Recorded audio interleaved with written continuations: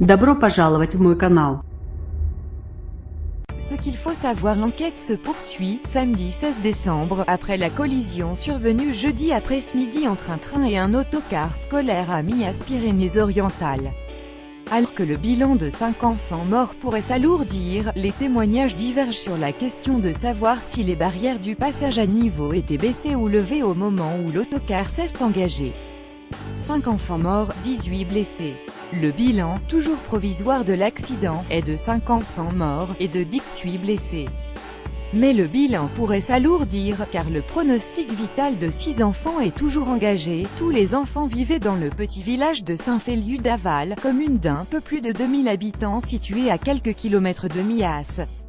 L'identification des victimes, très difficile à cause de la violence du choc, a pu être terminée vendredi soir.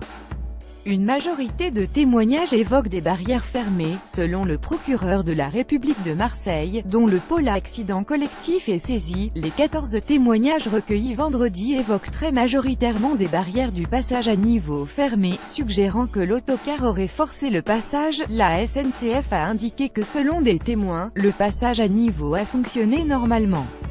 Mais les enquêteurs restent prudents et attendent le résultat des examens et expertises techniques avant de se prononcer. La conductrice assure que les barrières étaient ouvertes. La conductrice de l'autocar, blessée dans l'accident, n'a pas encore pu être entendue.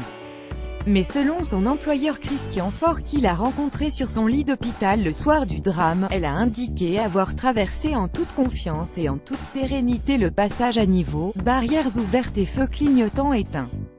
L'alcoolémie des deux chauffeurs est négative, mais les résultats sur les stupéfiants ne sont pas encore connus.